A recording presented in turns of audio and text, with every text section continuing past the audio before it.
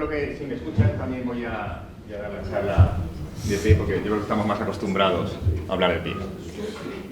Pues nada, les presento el proyecto que arrancamos con mucha ilusión, como he comentado anteriormente, que es el proyecto de lo que es la cátedra en sí y la aplicación de esta inteligencia artificial. ¿De acuerdo? Que va muy deprisa, como he comentado anteriormente, es un proyecto que va a reflejar el gran avance que está surgiendo y cómo poco a poco, sin daros cuenta, se está integrando directamente a la sociedad. Es decir, va entrando poco a poco, pero sí que sigilosamente al final todos aplicamos y utilizamos la inteligencia artificial. Y se está vendiendo muy bien para que al fin y al cabo no nos demos cuenta. Entonces voy a hacer ese pequeño contexto. Me voy a centrar mucho más en sanidad, porque claro, nosotros estamos trabajando muchísimo en el entorno sanitario, nuestro grupo y la cátedra viene muy ligada al entorno sanitario.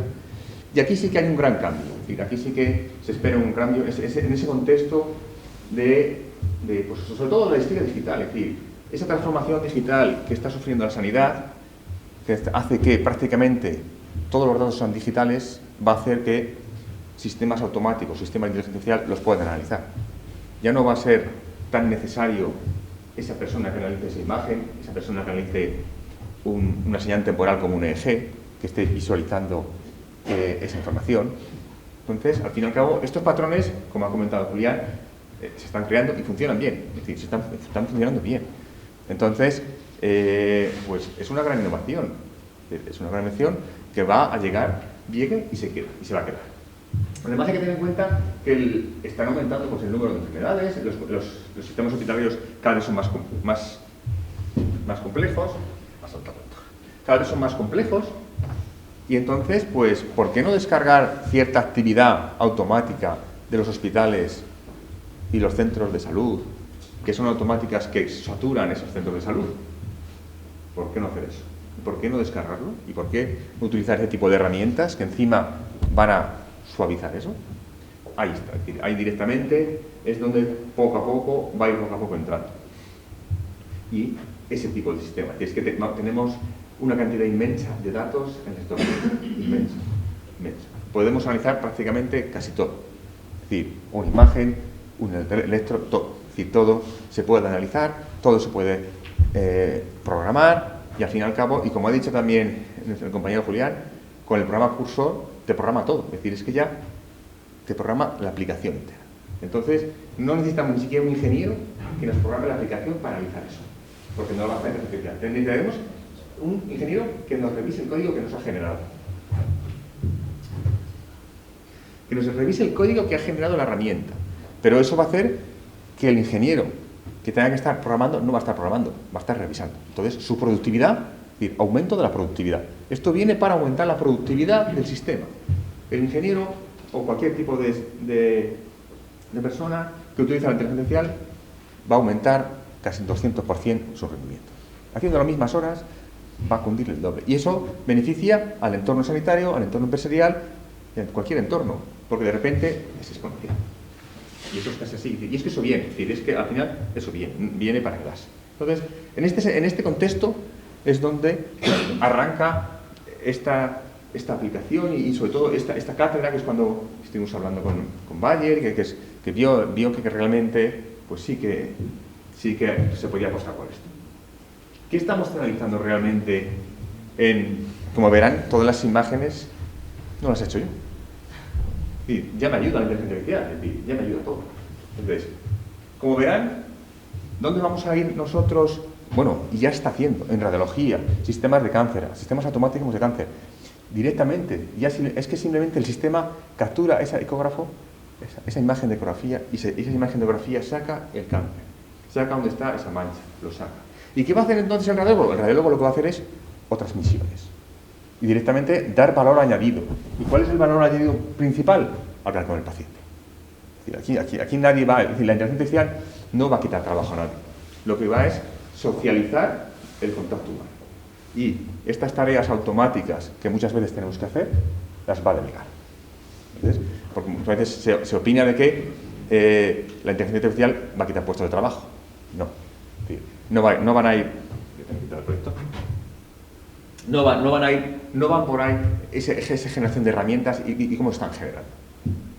Además, también se están generando herramientas para predecir posibles daños. Es decir, como yo voy a tener esa historia clínica del paciente durante 2 años, si ese paciente noto que va a tener una enfermedad grave porque tengo histórico y tengo la inteligencia para ello, que constantemente está analizando a los pacientes, constantemente, no tiene por qué estar cuando venga ese paciente, no, constantemente.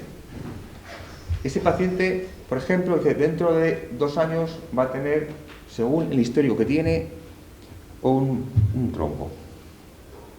Ya lo sabe, aviso directamente y acude consulta. Así de claro. Pero eso ya está, es decir, eso ya está. Es decir, no es que lo diga yo, es que ya está. Es decir, esos datos, ahí está la ventaja de la transformación digital de los datos clínicos. Y si no está, es porque ahora mismo hay, lo comentaré más adelante, el problema ético de ese cruce de datos, de la parte de datos clínicos a datos de inteligencia artificial. Pero se puede analizar directamente y va a permitir que saltar avisos antes de que te ocurra cierta enfermedad. Cualquier riesgo nos puede ocurrir a nosotros, es decir, cualquier riesgo salta. Entonces, es una ayuda, al fin y al cabo, es una ayuda al sistema. Y, por supuesto, automatización de procesos. Ahí sí que va a superar cualquier tipo de sistema. Es decir, esto se va a automatizar, se va a programar, pero esto se va a programar con Cursor, con ChatGPT, con cualquier otro sistema que se programe, lo va a programar en 1 semana o menos, se va a instalar, se va a comprobar su funcionamiento, va a ver que funciona y ya está. El problema es la integración. La integración en el servicio sanitario. Es decir, ahí es donde pues, va a tardar un poquito más. Pero no porque la parte de ingeniería no se pueda hacer. Entonces, ahí hay que tener en cuenta que vamos muy deprisa con la inteligencia artificial, a ver si podemos ir igual de deprisa por la parte pues, de legislación e integración. Porque si no lo hacemos nosotros, como ha dicho Julián, otro continente lo hará. De aquí estamos luchando, es decir, estamos luchando con otros continentes. Igual, en este caso, de enfermedades tempranas. Pero cualquier tipo de enfermedad, como vamos a tener los datos clínicos cargados, vamos a ser capaces de detectarlo. E imágenes, ¿vale? Imagen de una ecografía, imagen, por ejemplo, de cualquier tipo de patología. Sobre todo me he centrado en el cáncer, porque nosotros también estudiamos el cáncer, entonces vemos cómo esas imágenes de un ecógrafo permiten adelantarnos antes de que realmente el radiólogo lo vea. Entonces, es esa ayuda. Al final, como esto es una ayuda. Y esa ayuda va a permitir que el radiólogo, y como todo, cualquier tipo de enfermedad, cuando antes se detecte, antes se solucione. Entonces, el objetivo principal de esto es adelantarnos a que aparezca esa enfermedad, esa patología. Y también en la parte genética, si analizamos esa mutación que tienen los diferentes genes, por ejemplo, en el caso del cáncer, sabemos qué mutación está ocurriendo, pues podemos luego personalizar. Podremos analizar qué gen está produciendo esa mutación y personalizar esa dosis para ese paciente. Medicina personalizada, es decir, la importancia que vamos a poder personalizar la medicina para cada paciente.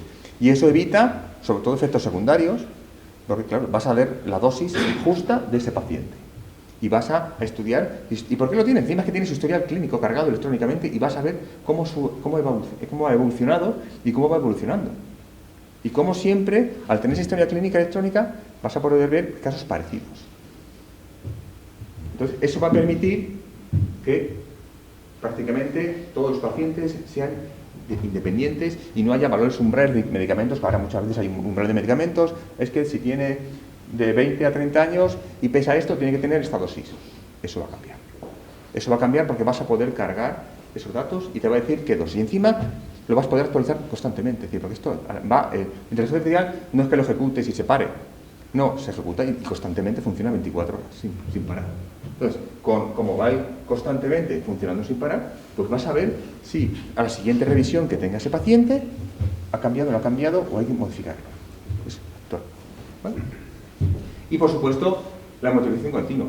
Esto sí que también es muy importante porque va a permitir que entornos, cualquier dispositivo IoT que tenemos casi todos ya disponibles, esa información la mande a un punto que tengamos de control y analice el sistema. Y el sistema directamente pues, te puede analizar pulsaciones, cualquier cosa, que esto viene muy bien pues, a pacientes a lo mejor diabéticos o pacientes que se controlan mal, cualquier tipo de patología, que el sistema los va poco a poco a regular, y es que es capaz de indicarle lo que tiene que hacer. Y encima, si hay un problema, salta directamente el aviso. Y si tiene que ir una persona allí físicamente al sitio, automáticamente va, directamente. Entonces, esta monitorización continua, estos dispositivos de este estilo, funcionan muy bien con la inteligencia artificial, porque al fin y al cabo no paran de capturar datos, que al final lo que nos va a permitir es analizarlos. Y esto va más, porque además también los podemos poner en un centro de salud. En un centro de salud podemos poner ese equipo que directamente luego mande información. No hace falta que esté el clínico allí. Si el clínico puede estar a lo mejor en otra ciudad, pero va a ver esos datos, lo va a cargar y se va a analizar. Y el clínico, no es que el clínico vaya a estar viendo todo el EEG analizado, se lo va a analizar la inteligencia artificial y le va a decir, ese EEG, ese paciente parece que tiene esto. Entonces, ese aviso que le va a llegar al clínico, entonces el clínico decidirá, pues sí, llévalo a urgencias, por ejemplo, o llévalo al sitio, o no pasa nada. Así de sencillo. Eso es la monitorización continua.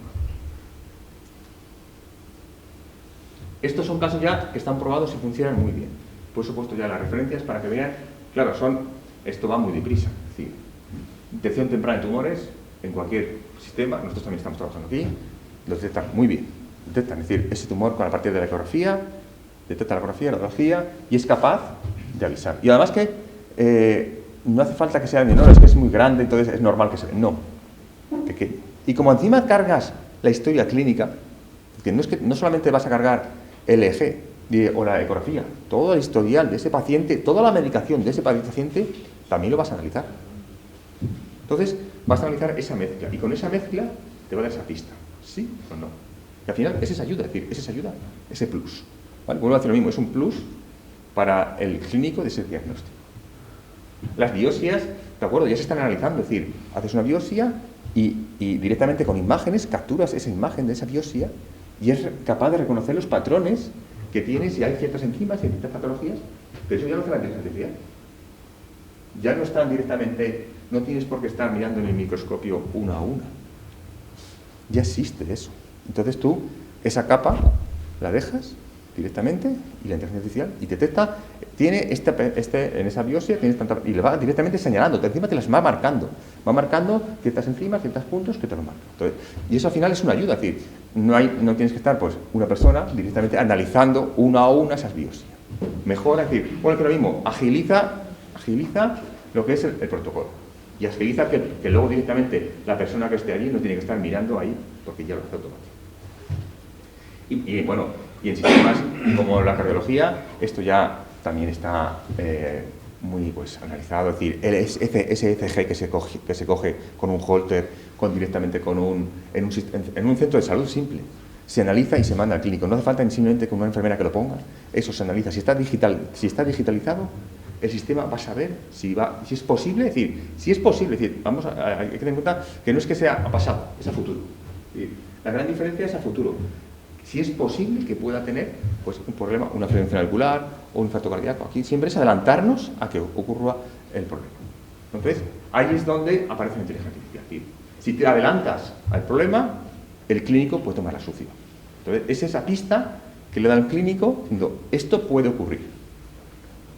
Y encima, no solamente porque claro, aquí estamos hablando de que es un ECG, es decir, es la información. Cualquier cosa da lo mismo, es decir, es una imagen, lo que sea. La inteligencia artificial analiza lo que sea.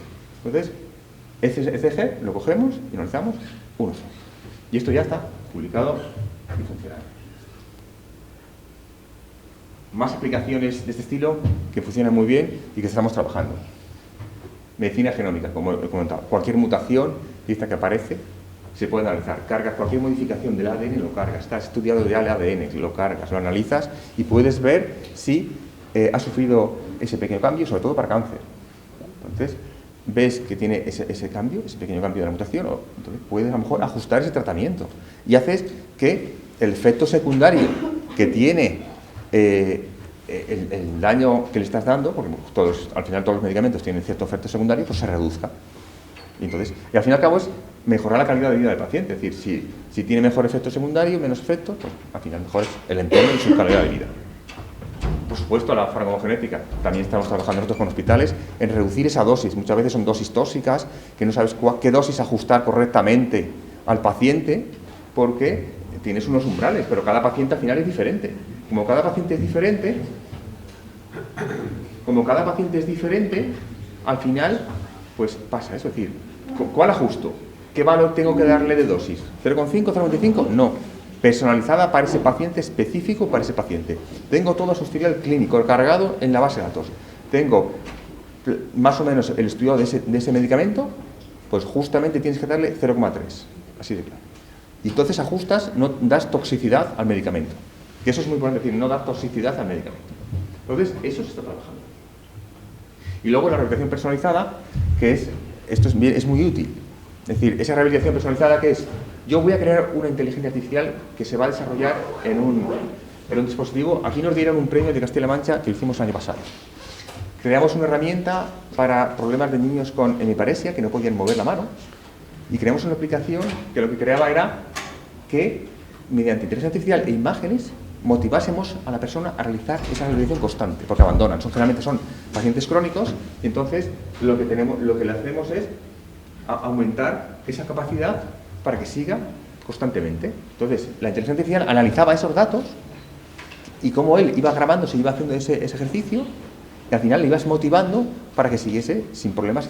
Y él no se da cuenta. Es decir, el usuario que realmente va a utilizar la inteligencia artificial no se da cuenta de lo que está por detrás.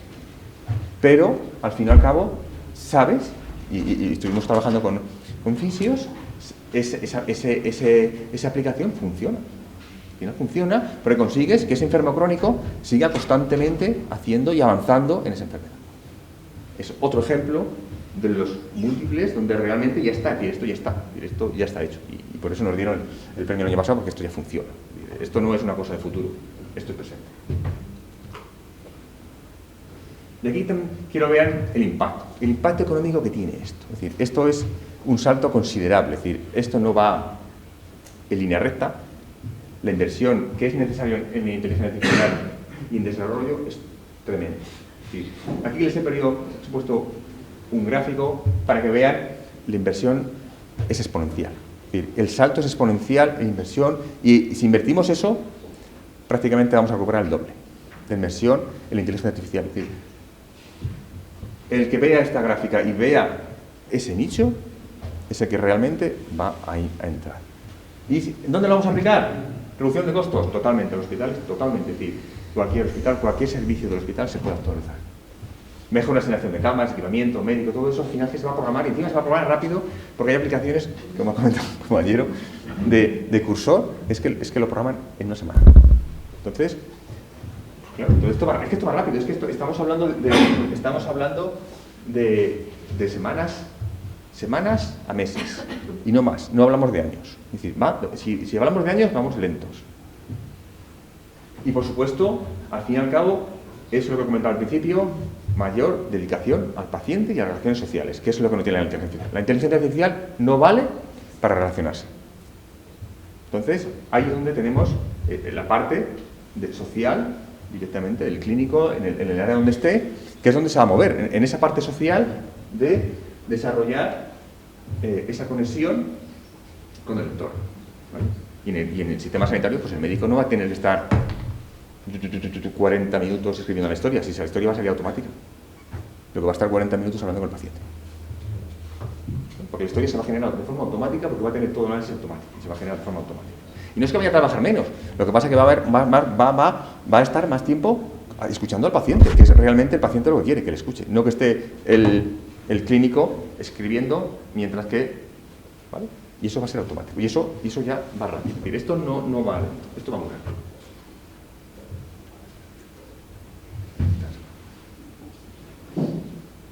¿Hacia dónde vamos?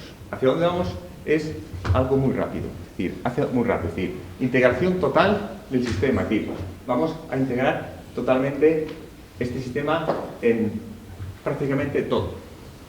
Todo, es decir, todo. No se va a escapar el hospital prácticamente, o cualquier servicio, porque es que es así. Es decir, cuando uno prueba el funcionamiento de la inteligencia artificial, ve que es un avance. Todos yo creo que más o menos hemos probado el ChatGPT, yo he probado el cursor, yo he probado todo, entonces es que yo ya no voy a programar a mano. ¿Para qué voy a estar yo programando una línea de código que me lo hace directamente el cursor? Yo lo voy a hacer es revisarlo. Porque hoy por hoy a lo mejor no me fío, hoy por hoy, pero a lo mejor dentro de 6 meses ya sí. Y como va tan rápido, a lo mejor en 2 meses sí lo hace. Sobre todo también anticipación de riesgos. Esto también es muy importante. Esas herramientas que van a anticipar el problema que puede surgir al paciente. Por ejemplo, un trombo. O cualquier problema cardíaco. Eso sí que es un gran avance. Es decir, la capacidad que vamos a tener de avanzar hacia ese problema. A detectar ese problema antes de que ocurra. Eso es inevitable. Es decir, es que eso viene ligado al análisis de datos y ahí, ya claro, ya depende ya cada institución cómo quiera plantearlo. Es decir, si hay instituciones que quieren fomentar esa integración en el sistema de salud o hay directamente ciertas partes que no. Entonces, eso es. Y esto, por supuesto, va a democratizar. Es decir, ahí me refiero a que todo el mundo, cualquier zona rural, va a poder acceder a esta inteligencia. Es decir, y eso viene muy bien porque en zonas muy amplias, ¿vale?, va a permitir que un clínico que esté en una zona remota que no tenga tantos medios, a lo mejor el cardiólogo sí que puede analizar eso y sí que puede tomar la decisión. Y esa decisión la va a tomar porque simplemente un simple equipo de monitorización lo va a monitorizar y lo va a pasar con inteligencia artificial y va a decir, sí, aquí hay un problema. Y simplemente va a decir, hazme esta prueba y automáticamente lo va a analizar todo. Entonces, por eso comentaba yo lo de atención remota, es decir, acceso remoto, es total, va a ser total. ¿Esto qué pasa? Esto crea unos retos, y esto es importante, es decir, ¿qué retos vamos a directamente modificar? Privacidad, es decir, ya sabemos que en las historias clínicas el dato del paciente tiene que ser oculto, entonces la inteligencia artificial no le hace falta para nada ese dato clínico, no le hace falta para nada esa información, entonces hay que protegerla, es decir, que no haya esa conexión de protección. Luego la legislación, ¿de acuerdo? Hay que mostrar esa legislación. Luego esa interpretación de los modelos, es decir, el sistema tiene que ser capaz de fomentar esa unión de que todo el mundo entienda. Es decir, tú no puedes entender cómo funciona la inteligencia artificial si no te lo han explicado, si no has estado viendo cómo trabaja, cómo hace. Entonces para ti es una caja negra. Es una caja negra que hace algo y ya está. Entonces, ahí. Entonces, eso también hay que mejorarlo. Y sobre todo también la importancia de esos datos clínicos.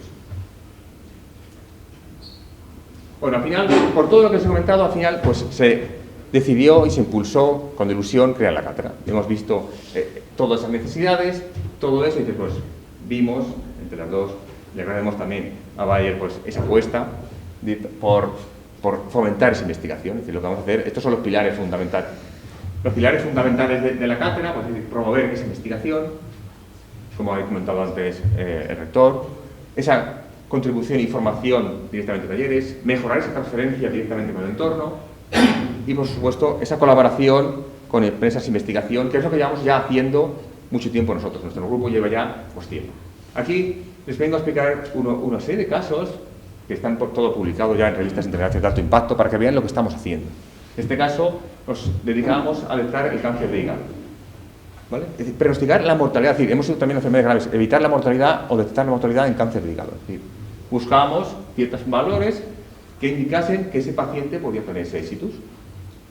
Entonces, al final, analizamos, además que sacamos qué variables eran las más predictoras, es decir, qué variables son las que más importancia tienen y a tener en cuenta, y que el clínico tiene que tener en cuenta para que ese paciente tenga ese éxitus.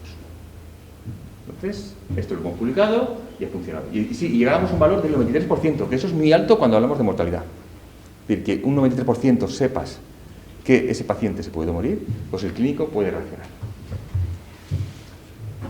En este estudio también analizamos un eje directo, es decir, un LG bruto digitalizado, directamente lo capturábamos.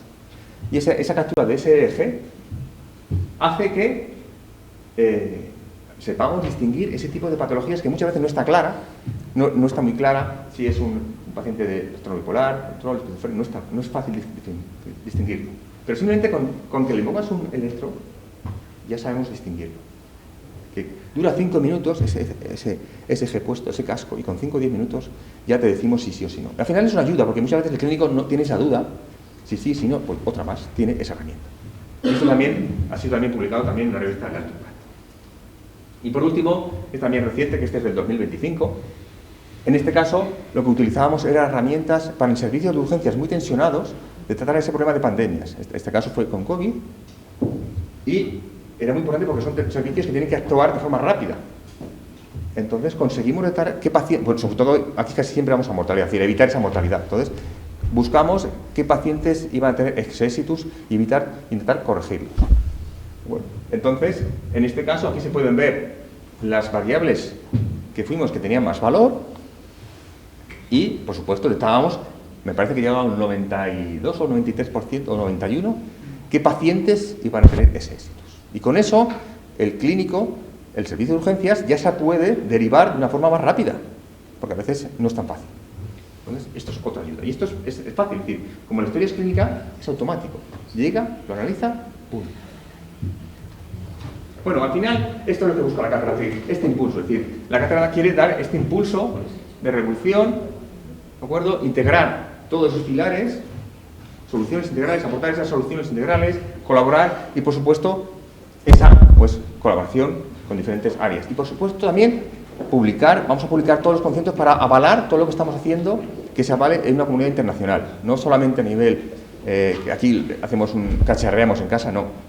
Buscamos ese aval internacional que, como muestran las publicaciones, muestren que lo que estamos haciendo es efectivo. Entonces, eso es un paso también fundamental de la cátedra y que lo que vamos también a fortalecer. Y hasta aquí, nada, muchas gracias por su atención. No creo que me haya distangado mucho, pero muchas gracias.